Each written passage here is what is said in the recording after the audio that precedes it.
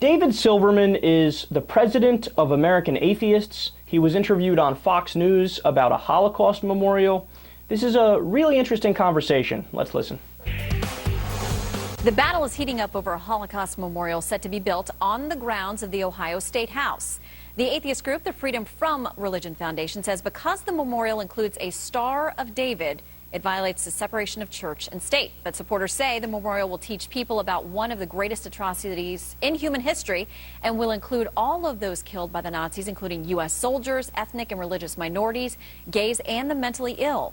David Silverman is the president of American Atheists, and you don't like the idea of the Star of David on this memorial. Well, I don't like the idea of the Star of David only on this memorial. The Holocaust obviously was a horrible thing that killed 11 million people.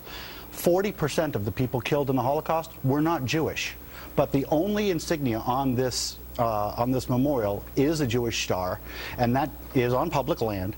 So it not only is immoral in that it discounts the 40% who died who were not Jewish, but it's also illegal as it's an obvious endorsement of religion over non-religion, Judaism over everyone else. Well, the Supreme Court may see that differently. As you know, in recent years, they've examined a lot of memorials that did include a cross and other things and have said those symbols can mean a lot of things to a lot of people. They don't necessarily have to be religious, and that doesn't mean that they're 100% excluded from any of these particular memorials. No, but what the Supreme Court normally says is that it's not an endorsement of religion if it's in a context of inclusion. In other words, if you've got a building that has a Jewish star and a cross and a crescent and something that represents a whole bunch of people, that's not an endorsement of religion. But if you've got only one symbol and it's on the top of a building and it makes the building, quite frankly, look like a Jewish synagogue, it is a clear endorsement of one religion, Judaism, over everybody else. I mean, there's a lot of people who died in the Holocaust. You know, gay people were murdered, handicapped people, gypsies were murdered en masse by the millions, and yet they're in a building, they're going to be memorialized in a building that, first of all, breaks the law, and second of all, completely ignores them from the facade. So this is a great discussion.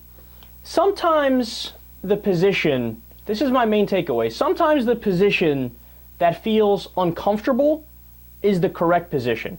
It almost feels wrong to say, "Yeah, fix your Holocaust memorial, it's not right." But from a legal perspective, Silverman is 100% correct. Look, it's not that difficult, man. Anytime the government does anything involving religion in the United States of America, they have two options. Either you take the religion out of it and have nothing to do with religion. Now, that doesn't mean you can't have a Holocaust memorial. Of course you could have a Holocaust memorial. You just can't put religious insignia, and specifically you can't put dominant religious insignia that would take up a majority of the memorial, so on and so forth. But you either do that or you have to be inclusive and put parts from all different religions that want to be represented and different non-religions that would want to be represented. So in this case, it happens to be utterly clear that it wouldn't even just be symbolic of, hey, look, so put the Star of David because Jewish people got killed in the Holocaust, but also throw some other ones on there even though it's arbitrary. No, because in this case, it's not even arbitrary. Like Silverman is saying, well, during the Holocaust, there were many other groups that got killed also.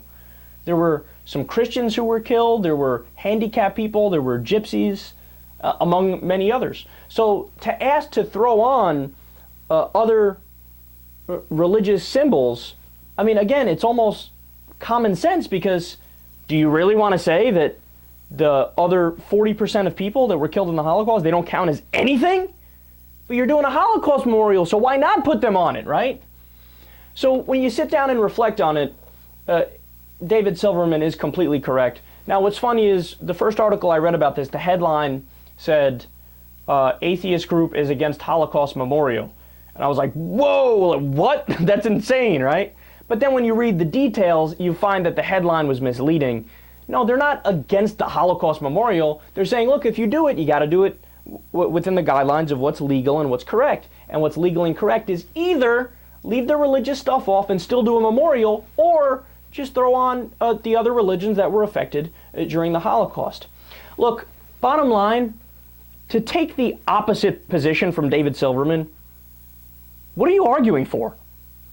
Like, what's your point? Your point would have to be, yes, I actively would like to snub all the other people who got killed in the Holocaust. I would actively like to do an illegal monument.